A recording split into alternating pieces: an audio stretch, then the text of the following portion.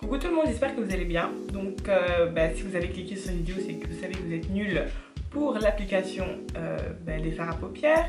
Et donc c'est ce qu'on va apprendre aujourd'hui, étape par étape. La star de ce tuto aujourd'hui, ça va être cette palette de chez Makeup Revolution. Donc c'est une palette à 5,99€ ou 99€ pour les Français et Françaises. Oui, donc on va la tester aujourd'hui et voir si elle en vaut vraiment la peine, parce que elle coûte 5,99€ et en général on a un peu peur de se maquiller avec du maquillage moins cher. Et moi je suis là pour vous prouver le contraire, que même si ça vient de chez Primark ou du marché, tout dépend de l'application.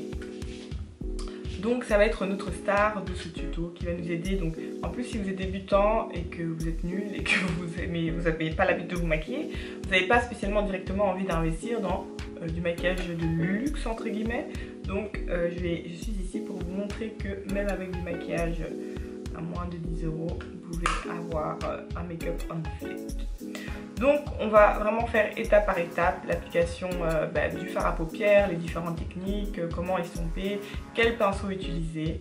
Donc voilà, si ça vous intéresse, restez connectés. Tout d'abord, très important, on commence par appliquer une base sur les paupières. Je vais arrêter de dire c'est trop chiant.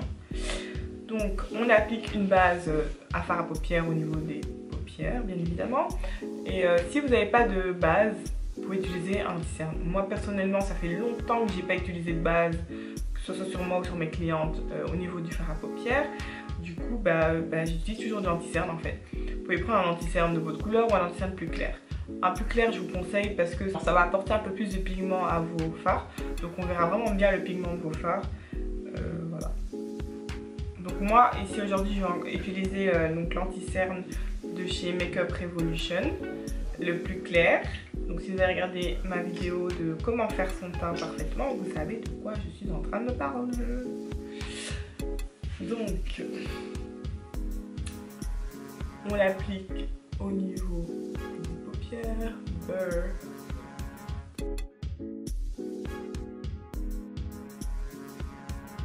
Et donc vous pouvez soit l'estomper au Beauty Blender, donc à l'éponge, ou alors avec un pinceau, celui de votre choix.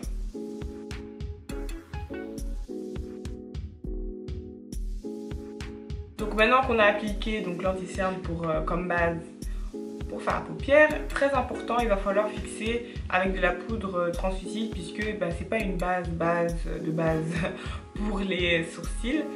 Qu'est-ce que je raconte? Pour le fard à paupières. Moi l'ouest moi.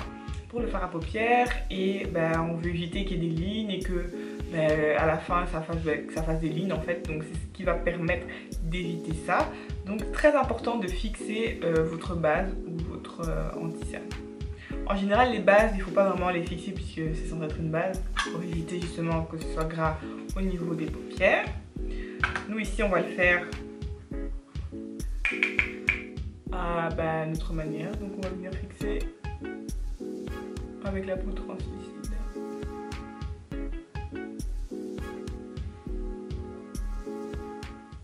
Premièrement, avant de commencer le look de maquillage qu'on va faire, très important de savoir que quand vous allez faire, peu importe les fards à paupières que vous voulez faire, les couleurs que vous appliquez, toujours appliquer une couleur de transition. Donc moi ce que j'utilise toujours, c'est ce pinceau là de chez Zoeva. Désolée hein, mes pinceaux sont vraiment crades, j'ai vraiment la flemme de les nettoyer en ce moment. Mais je les nettoie avec un nettoyant pinceau, mais ça les rend pas blancs comme c'est censé être.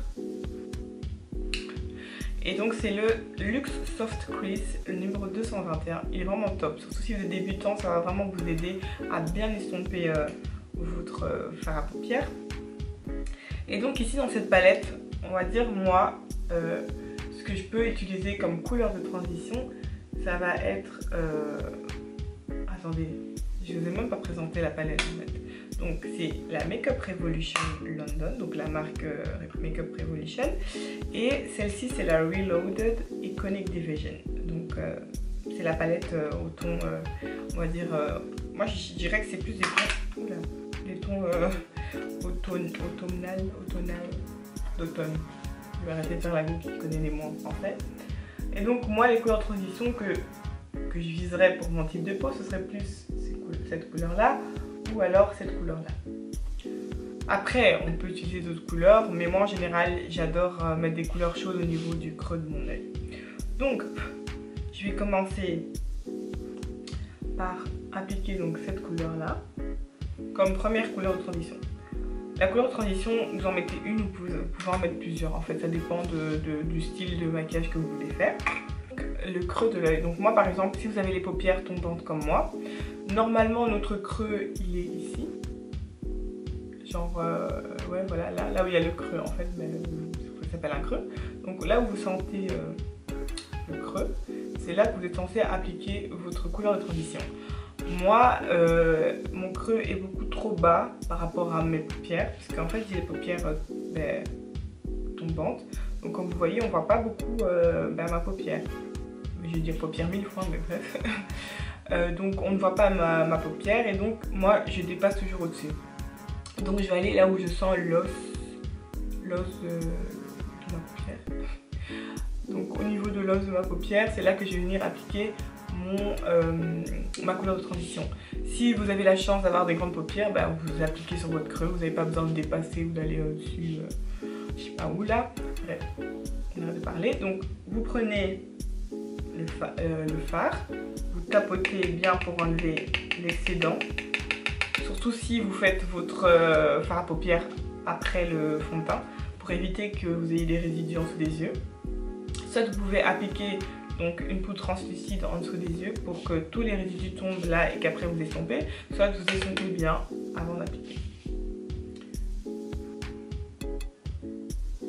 Et donc vous allez venir l'appliquer en faisant des mouvements circulaires. Donc comme ceci. Donc mouvement circulaire. Et quand vous retournez vers l'arrière, c'est toujours des mouvements circulaires mais au sens opposé. C'est vraiment dur d'expliquer de se maquiller en même temps. Donc ici mouvement circulaire vers l'intérieur de mon œil, et ensuite je re-estompe dans l'autre sens. Toujours des mouvements circulaires. Voilà. Donc voilà. Une fois que vous avez appliqué votre première couleur de transition, vous pouvez encore appliquer une autre couleur de transition pour intensifier. Vous devez sûrement vous demander à quoi ça sert en fait cette couleur de transition. En fait, cette couleur de transition, donc comme son nom l'indique, ça va permettre d'avoir une bonne transition entre nos couleurs. Donc si vous mettez directement plein de fard à paupières sans couleur de transition, ça fait trop de démarcation. Et ça permet donc au fard à paupières de bien se mélanger, d'avoir une homogénéité. Attendez, est-ce que c'est français? Je ne sais pas. Bref, vous avez compris. Que le fard à paupières soit bien homogène. Donc quand on met plusieurs couleurs, bien sûr il faut que ce soit homogène pour pas qu'on voit des lignes de chaque couleur appliquée. Ensuite, moi je vais venir intensifier donc ma couleur de transition avec cette couleur là, donc comme avec cette couleur là, pour juste apporter beaucoup plus d'intensité au fard. On n'oublie pas de tapoter. Et donc on fait le même mouvement qu'on a fait au début, donc avec la première couleur de transition. Donc des mouvements circulaires vers l'intérieur.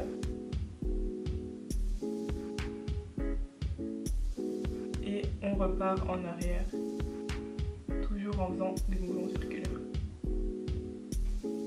Je suis choquée de l'intensité des fards, hein. Ils sont vraiment bien pigmentés. Par contre, c'est trop dommage parce que ma caméra ne montre vraiment pas bien l'intensité des couleurs. Mais je pense que vous voyez un peu ce que ça donne. Hein. Ce que moi j'adore faire, donc surtout si vous êtes débutant, cette technique elle est vraiment bien pour vous, c'est de reprendre un pinceau estompeur propre. Et donc avec ça, vous allez venir bien estomper les parties où vous aurez peut-être mal estompé, ou peut-être trop appliqué de produit. Et donc vraiment, juste au bout, vous venez estomper.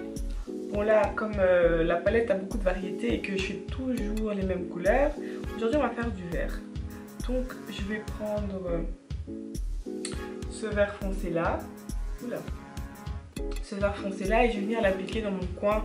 Je vais le concentrer dans mon coin externe de l'œil. Et je prends un pinceau, un petit crease ça s'appelle. Donc ce pinceau là, c'est un pinceau dense, pointu, légèrement pointu, enfin, allez, qui monte vers le haut. Après, je vais expliquer des pinceaux. Et donc je vais le concentrer dans mon coin externe de l'œil.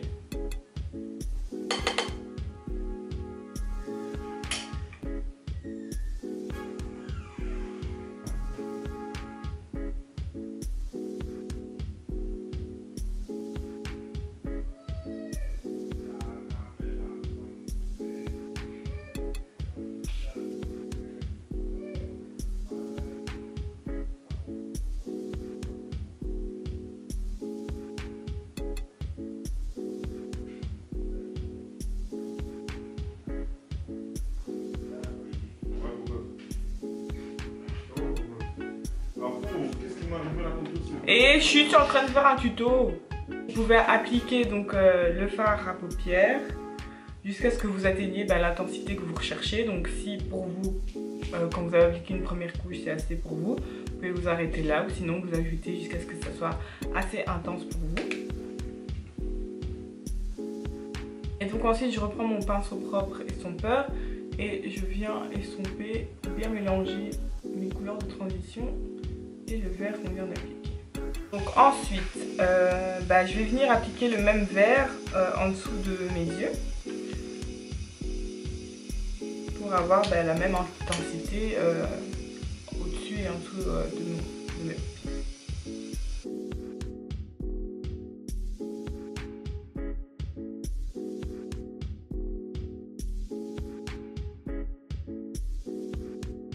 Et donc quand vous appliquez le fard en dessous des yeux, il faut bien le mélanger avec la couleur qu'on a appliquée au niveau de notre coin externe de l'œil.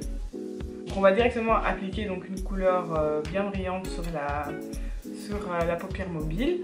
Vous pouvez mettre une couleur mate, hein. Moi j'ai choisi de mettre du brillant. Vous pouvez mettre une couleur mate, c'est selon vos goûts. Et donc avec un pinceau plat comme ceci, peu importe la marque, peu importe ce que vous avez, tant qu'il est plat.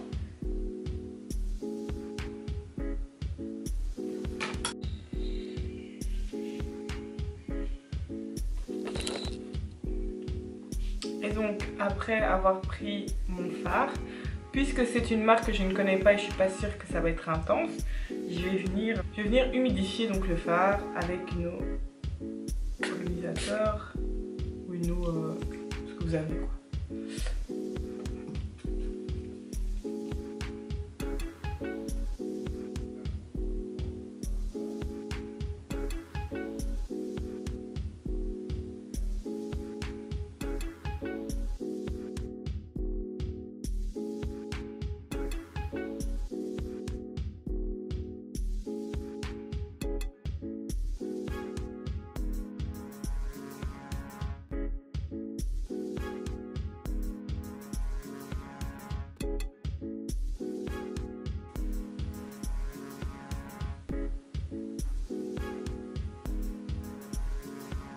Et bien à ma grande surprise, les fards sont vraiment bien pigmentés. Donc c'est un oui pour moi.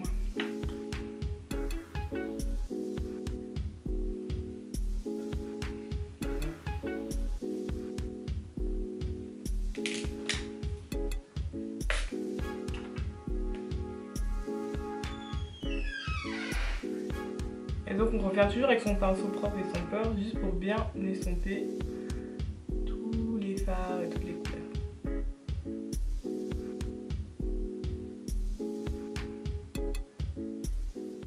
Et donc ici dans le coin interne de l'œil, je mets la couleur rosée de la même palette.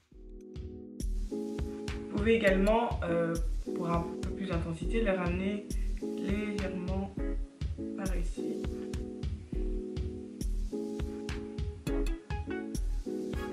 Voilà.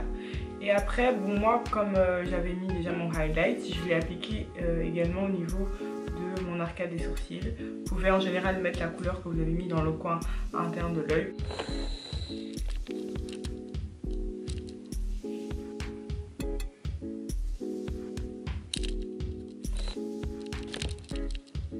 Donc voilà, après avoir regardé cette vidéo, normalement vous êtes censé savoir faire ça.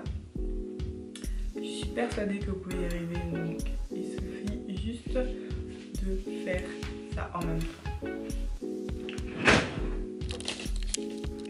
Donc voilà la fin du tuto. Normalement, après avoir regardé ce tuto, vous connaissez la base des bases pour l'application du fard à paupières.